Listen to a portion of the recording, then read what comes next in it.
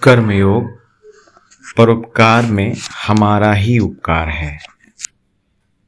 यह विचार करने के पहले कि कर्तव्य निष्ठा हमें आध्यात्मिक उन्नति में किस प्रकार सहायता पहुंचाती है, मैं आप लोगों को संक्षेप में यह भी बता देना चाहता हूं कि भारतवर्ष में जिसे हम कर्म कहते हैं उसका एक दूसरा पहलू और कौन सा है। प्रत्येक धर्म के 3 विभाग होते हैं। प्रथम दार्शनिक, दूसरा पौराणिक और तीसरा कर्मकांड। दार्शनिक भाग तो असल में प्रत्येक धर्म का सार है। पौराणिक भाग इस दार्शनिक भाग की व्याख्या स्वरूप है। उसमें महापुरुषों की कम या अधिक काल्पनिक जीवनी तथा अलौकिक विषय संबंधी कथाओं एवं आख्यायिकाओं द्वारा इसी दर्शन को उत्तम रूप से समझाने की चेष्टा की गई है। और कर्मकांड इस दर्शन का ही और भी स्थूल रूप है, जिससे यह सर्वसाधारण की समझ में आ सके। वास्तव में अनुष्ठान दर्शन का ही एक स्थूलतर रूप है। यह अनुष्ठान ही कर्म है। प्रत्येक धर्म में इसकी आवश्यकता है, क्योंकि जब तक हम आध्यात्मिक जीवन में बहुत उन्नत न हो जाएं, तब तक सूक्ष्म आध्यात्मिक तत्व को समझ ही नहीं सकते। मनुष्य को अपने लिए यह मान लेना सरल है कि वह कोई भी बात समझ सकता है, परंतु जब वह उसे अमल में लाने की चेष्टा करता है तो उसे मालूम होता है कि सूक्ष्म भावों को ठीक ठीक समझना तथा उन्हें हृदयंगम करना बड़ा ही कठिन है। इसीलिए तो प्रतीक विषय रूप में सहायक होते हैं। प्रतीक द्वारा सूक्ष्म विषयों को समझाने की जो प्रणाली है, उसे हम किसी प्रकार त्याग नहीं सकते। अत्यंत प्राचीन समय से ही प्रतीकों का प्रयोग प्रत्येक धर्म में होता रहा है। एक दृष्टि से यदि कहा जाए कि हम प्रतीक के बिना किसी बात को सोच ही नहीं सकते, तो ठीक ही है। शब्द भी तो हमारे विचार के प्रतीक ही हैं। दूसरी दृष्टि से यह कहा जा सकता है कि संसार की प्रत्येक चीज प्रतीक के रूप में देखी जा सकती है। सारा संसार ही प्रतीक है और इसके पीछे मूल तत्व रूप में ईश्वर विराजमान है। इस प्रकार का प्रतीक केवल मनुष्य द्वारा उत्पन्न किया हुआ ही नहीं है, और ना ही ऐसी बात है कि एक धर्म के कुछ अनुयायी एक साथ बैठ करके बस उन्होंने कुछ प्रतीकों की कल्पना कर डाली। धर्म के प्रतीक की उत्पत्ति स्वाभाविक रूप से होती है। नहीं तो ऐसा क्यों है कि प्रायः सभी मनुष्यों के मन में कुछ विशेष प्रतीक कुछ विशिष्ट भावों से सदा संबद्ध रहते हैं। कुछ प्रतीक तो सभी जगह पाए जाते हैं। तुम में से अनेकों की यह धारणा है कि क्रॉस का चिन्ह सर्वप्रथम ईसाई धर्म के साथ प्रचलित हुआ, परंतु वास्तव में तो वह ईसाई धर्म के बहुत पहले से, मूसा के भी जन्म से पहले, वेदों के आविर्भाव के भी पहले, यहाँ तक कि मानवीय कार्यकलापों का किसी प्रकार का इतिहास लिपिबद्ध होने के भी पहले से विद्यमान है। फिनिशियंस जातियों में भी इसकी मौजूदगी का प्रमाण मिलता है। प्रायः प्रत्येक जाति में इसका अस्तित्व था। इतना ही नहीं, बल्कि ऐसा भी प्रतीत होता है कि क्रॉस पर लटके हुए महापुरुष का प्रतीक लगभग प्रत्येक जाति में प्रचलित था। इसी प्रकार सारे संसार में वृत्त भी एक उत्कृष्ट प्रतीक माना गया है। फिर भी इसके अतिरिक्त आर्य संसार में सबसे अधिक प्रचलित स्वास्तिक भी एक प्रतीक रहा है। एक समय ऐसी धारणा थी कि बौद्ध इसे अपने साथ सारे संसार भर में ले गए, परंतु पता चलता है कि बौद्ध धर्म के सदियों पहले कई जातियों में इसका प्रचार था। प्राचीन बेबीलोन तथा मिस्र देश में भी यह पाया जाता था। इस सब से क्या प्रकट होता है? यही कि ये सब प्रतीक केवल काल्पनिक या स्वेच्छाकृत ही नहीं थे।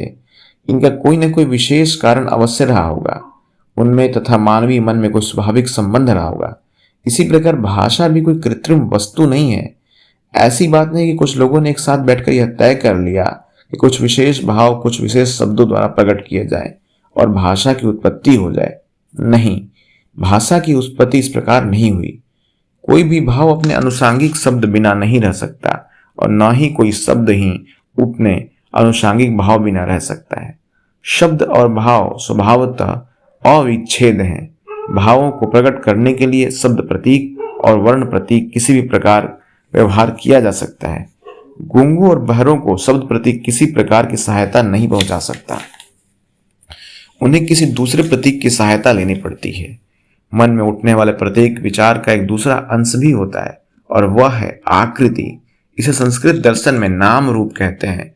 जिस प्रकार कृत्रिम उपाय द्वारा एक भाषा नहीं उत्पन्न की जा सकती, उसी प्रकार कृत्रिम उपायों से प्रतीक का निर्माण भी नहीं किया जा सकता। संसार में कर्मकांड के सहकारी जो जो प्रतीक हैं, वे मानव जाति के धार्मिक विचारों के एक बाह्य रूप है। यह कह देना बहुत सरल है कि अनुष्ठानों, मंदिरों तथा अन्य बाह्य आडंबरों की कोई आवश्यकता नहीं है, और यह बात तो कल का एक छोकरा भी कहा करता है। परंतु सरलतापूर्वक यह कोई भी देख सकता है कि जो लोग मंदिर में जाकर पूजा करते हैं वे उन लोगों की अपेक्षा जो ऐसा नहीं करते कई बातों में कहीं भिन्न होते हैं। भिन्न भिन्न धर्मों के साथ जो विशिष्ट मंदिर अनुष्ठान और अन्य स्थूल क्रियाकलाप जुड़े हुए हैं वे उन धर्मावलंबियों के मन में उन सब भावों को जागृत कर देते हैं जिनके कि ये मंदिर अनुष्ठान आदि स्थूल प्रतीक स्वरूप है। अतएव अनुष्ठानों में प्रतीकों को एकदम उड़ा देना उचित नहीं है। इन सब विषयों का अध्ययन एवं अभ्यास स्वभावतः कर्मयोग का ही एक अंग है। इस कर्मयोग के और भी पहलू हैं। इनमें से एक है भाव तथा शब्द के संबंध को जानना एवं यह भी ज्ञान प्राप्त करना कि शब्द शक्ति से क्या क्या हो सकता है।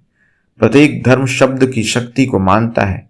यहां तक कि किसी धर्म की तो यह धारणा है कि समस्त सृष्टि शब्द से ही निकली है।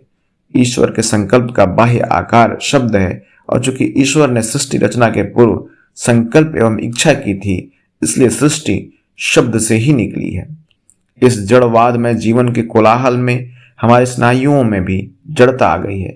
ज्यों ज्यों हम बूढ़े होते जाते हैं और संसार की ठोकरें खाते जाते हैं त्यों त्यों हमें अधिकाधिक जड़ता आती जाती है और फलस्वरूप हमारे चारों ओर निरंतर हमारे ध्यान को आकर्षित करने वाली जो सारी घटनाएं होती रहती हैं उनके प्रति हम उदासीन रहकर उनसे कोई शिक्षा ग्रहण नहीं करते। परंतु कभी कभी ऐसा भी अवश्य होता है कि मनुष्य का स्वाभाविक भाव प्रबल हो उठता है और हम उन साधारण सांसारिक घटनाओं का रहस्य जानने का यत्न करने लगते हैं तथा उन पर आश्चर्यचकित हो जाते हैं। इस प्रकार आश्चर्यचकित होना ही ज्ञान लाभ की पहली सीढ़ी है। शब्द के उच्च दार्शनिक तथा धार्मिक महत्व को छोड़ देने पर भी हम देखते हैं कि हमारे इस जीवन नाटक में शब्द प्रतीक का विशेष स्थान है। मैं तुमसे बातचीत कर रहा हूं, तुम्हें स्पर्श नहीं कर रहा हूं, पर मेरे शब्द द्वारा उत्पन्न वायु के स्पंदन तुम्हारे कान में जाकर तुम्हारे कर्ण स्नायुओं को स्पर्श करते हैं और उससे तुम्हारे मन में असर पैदा होता है। इसे तुम रोक नहीं सकते। भला सोचो तो इससे अधिक आश्चर्यजनक बात और क्या हो सकती है। एक मनुष्य दूसरे को बेवकूफ कह देता है और बस इतने से ही वो मनुष्य उठ खड़ा होता है और अपनी मुट्ठी बांधकर उसकी नाक पर एक घूसा जमा देता है। देखो तो शब्द में कितनी शक्ति है। एक स्त्री बिलख बिलख कर रो रही है, इतने में एक दूसरी स्त्री आ जाती है और वह उससे कुछ सांत्वना के शब्द कहती है। प्रभाव यह होता है कि वह रोती हुई स्त्री उठ बैठती है, उसका दुख दूर हो जाता है और मुस्कुराने भी लगती है। देखो तो शब्द में कितनी शक्ति है। उच्च दर्शन में जिस प्रकार शब्द शक्ति का परिचय मिलता है उसी प्रकार साधारण जीवन में भी इस शक्ति के संबंध में विशेष विचार और अनुसंधान न करते हुए ही हम रात दिन शक्ति का उपयोग में ला रहे हैं। इस शक्ति के स्वरूप को जानना तथा इसका उत्तम रूप से उपयोग करना भी कर्मयोग का एक अंग है। दूसरों के प्रति हमारे कर्तव्य का अर्थ है दूसरों की सहायता करना, संसार का भला करना। अब प्रश्न उठता है कि हम संसार का भला क्यों करें। वास्तव में बात यह है कि ऊपर से तो हम संसार को उपकार करते हैं परंतु असल में हम अपना ही उपकार करते हैं। हमें सदैव संसार का उपकार करने की चेष्टा करनी चाहिए और कार्य करने में यही हमारा सर्वोच्च उद्देश्य होना चाहिए। परंतु यदि ध्यानपूर्वक देखा जाए तो प्रतीत होगा कि इस संसार को हमारी सहायता की बिल्कुल आवश्यकता नहीं है। यह संसार इसलिए नहीं बना कि हम अथवा तुम आकर इसकी सहायता करें। एक बार मैंने एक उपदेश पढ़ा था, वह इस प्रकार था, यह सुंदर संसार बड़ा अच्छा है क्योंकि इसमें हमें दूसरों की सहायता करने के लिए समय तथा अवसर मिलता है। ऊपर से तो यह भाव सचमुच सुंदर है, परंतु यह कहना कि संसार को हमारी सहायता की आवश्यकता है क्या घोर ईश्वर निंदा नहीं है। यह सच है कि संसार में दुख कष्ट बहुत है और इसलिए लोगों की सहायता करना हमारे लिए सर्वश्रेष्ठ कार्य है। परंतु आगे चलकर हम देखेंगे कि दूसरों की सहायता करने का अर्थ है अपनी सहायता करना। मुझे स्मरण है एक बार जब मैं छोटा था तो मेरे पास कुछ सफेद चूहे थे। वे चूहे एक छोटे से संदूक में रखे गए थे और संदूक के भीतर उनके लिए छोटे छोटे चक्के बना दिए गए थे। जब चूहे उन चक्कों को पार करना चाहते तो वे चक्के वहीं के वहीं घूमते रहते और वे बेचारे चूहे कभी भी बाहर नहीं निकल पाते। बस यही हाल संसार का तथा संसार के प्रति हमारी सहायता का है। उपकार केवल इतना ही होता है कि हमें नैतिक शिक्षा मिलती है। संसार न तो अच्छा है न बुरा। बात इतनी है कि प्रत्येक मनुष्य अपने लिए अपना अपना संसार बना लेता है। यदि एक अंधा संसार के बारे में सोचने लगे तो वह उसके समक्ष या तो मुलायम या कड़ा प्रतीत होगा अथवा शीत या उष्ण। हम सुख या दुख की समष्टि मात्र हैं। यह हमने अपने जीवन में सैकड़ों बार अनुभव किया है। बहुधा नौजवान आशावादी होते हैं और वृद्ध निराशावादी। तरुण के सामने अभी उसका सारा जीवन पड़ा है परंतु वृद्ध की केवल यही शिकायत रहती है कि उसका समय निकल गया।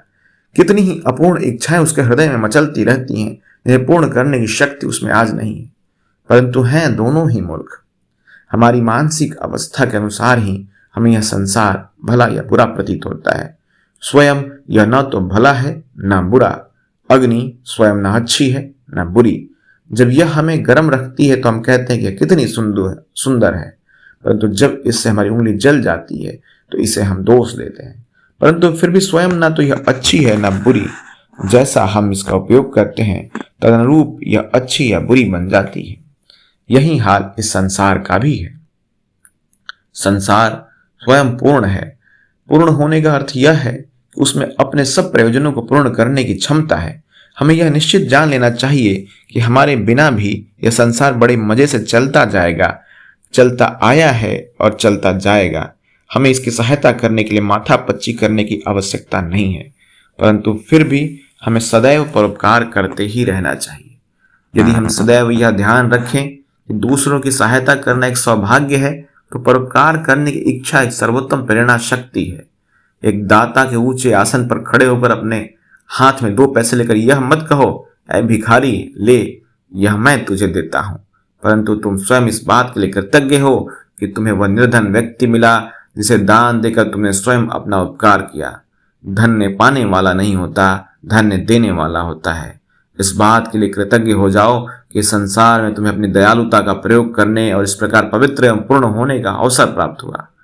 समस्त भले कार्य हमें शुद्ध बनने तथा पूर्ण होने में सहायता करते हैं, और सच पूछो तो हम अधिक से अधिक कर ही कितना सकते हैं।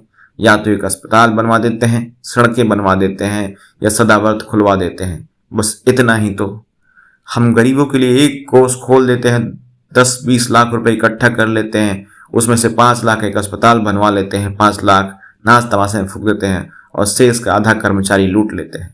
बाकी जो बचता है वह किसी तरह गरीबों तक पहुंचता है। परंतु उतने से हुआ क्या? आंधी का एक झोंका तो तुम्हारी इन सारी इमारतों को 5 मिनट में नष्ट कर दे सकता है। फिर तुम क्या करोगे? एक भूकंप तो तुम्हारी तमाम सड़कों, अस्पतालों, नगरों और इमारतों को धूल में मिला दे सकता है। अतएव इस प्रकार संसार की सहायता करने की खोखली बातों को हमें छोड़ देना चाहिए। यह संसार न तो तुम्हारी सहायता का भूखा है और न मेरी, परंतु फिर भी हमें निरंतर कार्य करते रहना चाहिए, निरंतर परोपकार करते रहना चाहिए। क्यों? इसलिए कि इससे हमारा ही भला है। यही एक साधन है जिससे हम पूर्ण बन सकते हैं। यदि हमने किसी भिखारी को कुछ दिया हो तो वास्तव में उसके ऊपर हमारा कुछ नहीं आता, हमारे ऊपर ही उसका आता है। हम पर उसका आभार है, क्योंकि उसने हमें इस बात का अवसर दिया कि हम अपनी दया उस पर काम में ला सकें। यह सोचना निरा भूल है कि हमने संसार को भला किया है अथवा कर सकते हैं, या कि हमने अमुक व्यक्तियों की सहायता की है। यह निरी मूर्खता का विचार है, और मूर्खता के विचारों से दुख उत्पन्न होता है। हम कभी कभी यह सोचते हैं कि हमने अमुक मनुष्य की सहायता की और इसलिए आशा करते हैं कि वह हमें धन्यवाद दे, पर जब वह हमें धन्यवाद नहीं देता तो उससे हमें दुख पैदा होता है। हम जो कुछ करें उसके बदले में किसी भी बात की आशा क्यों रखें? बल्कि उल्टे हमें उसी मनुष्य के प्रति कृतज्ञ होना चाहिए जिसकी हम सहायता करते हैं। उसे साक्षात नारायण मानना चाहिए। मनुष्य की सहायता द्वारा ईश्वर की उपासना करना क्या हमारा परम सौभाग्य नहीं है? यदि हम वास्तव में अनासक्त हैं तो हमें यह वृथा प्रत्याशा जनित कष्ट क्यों होना चाहिए? अनासक्त होने पर तो हम प्रसन्नता पूर्वक संसार में भलाई कर सकते हैं। अनासक्ति से किए हुए कार्य से कभी भी दुख अथवा अशांति नहीं आएगी। वैसे तो संसार में अनंत काल तक सुख दुख का यह चक्र चलता ही रहेगा। फिर हम इसकी सहायता के लिए कुछ करें या ना करें, इससे कुछ बढ़ने बिगड़ने का नहीं है। दृष्टांत स्वरूप एक कहानी सुनो। एक गरीब आदमी को कुछ रुपए की जरूरत पड़ी। उसे कहीं से यह मालूम हो गया कि यदि वह किसी भूत को अपने वश में कर ले तो वह उससे जो चाहे मंगवा सकता है। निदान उसे एक भूत को ढूंढने की सूझी। वह किसी ऐसे आदमी को ढूंढने लगा जिससे उसे एक भूत मिल जाए। ढूंढते ढूंढते उसे एक साधु मिले। इन साधु के पास बड़ी शक्तियां थी और उसने उनसे सहायता की याचना की। साधु ने उनसे पूछा, तुम भूत का क्या करोगे? उसने उत्तर दिया, महाराज, मैं भूत इसलिए चाहता हूं कि वह मेरा काम कर दे। कृपया कर मुझे उसको प्राप्त करने का ढंग बता दीजिए, मुझे इसकी बड़ी जरूरत है। साधु बोले, देखो, तुम इस झमेले में मत पड़ो, अपने घर लौट जाओ। दूसरे दिन वह साधु के पास फिर से गया और बहुत रोने गाने लगा। कहा, महाराज मुझे एक भूत दे ही दीजिए ना, मुझे बड़ी आवश्यकता है। अंत में साधु को चिढ़ से गया और उन्होंने कहा, अच्छा लो यह मंत्र लो, इसका जप करने से भूत प्रकट होगा और फिर उससे तुम जो चाहोगे वह काम करेगा। परंतु देखो, होशियार रहना, ये बड़े भयंकर प्राणी होते हैं, उसे निरंतर काम में लगाए रखना। यदि कभी वह खाली रहा तो तुम्हारी जान ही ले लेगा। तब उस मनुष्य ने यह कहा, यह कौन सी कठिन बात है, मैं तो उसे इतने काम दे दूं कि उसका जीवन भर खत्म ना हो।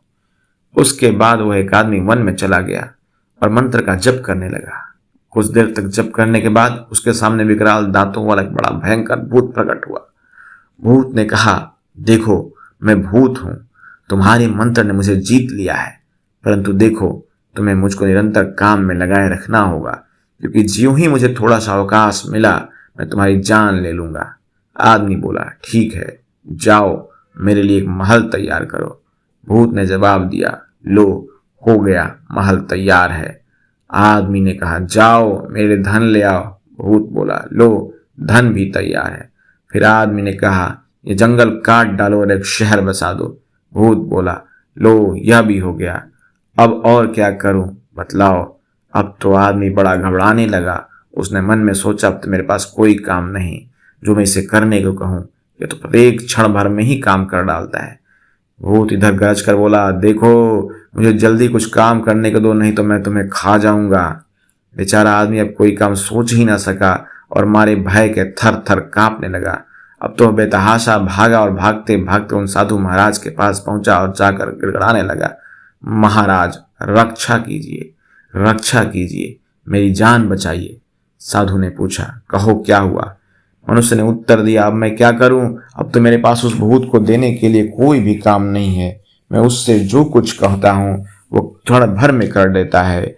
अब जब उसके पास कोई काम नहीं रह जाता तो मुझे खा डालने की धमकी देता है।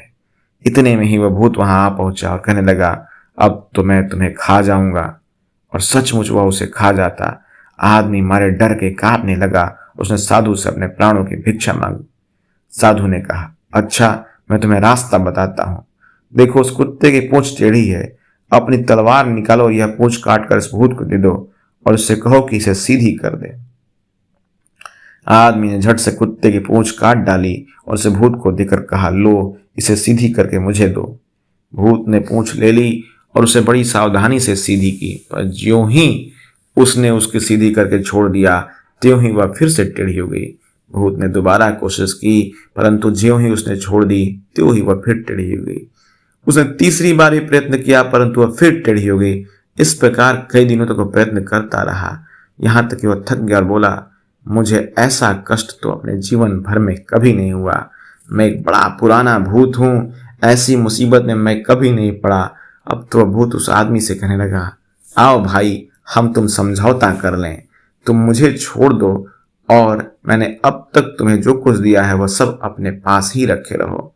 मैं वादा करता हूं अब आगे तुम्हें किसी प्रकार का कष्ट न दूंगा। यह सुनकर आदमी बड़ा खुश हुआ और बड़ी प्रसन्नता से इस समझौते को स्वीकार कर लिया।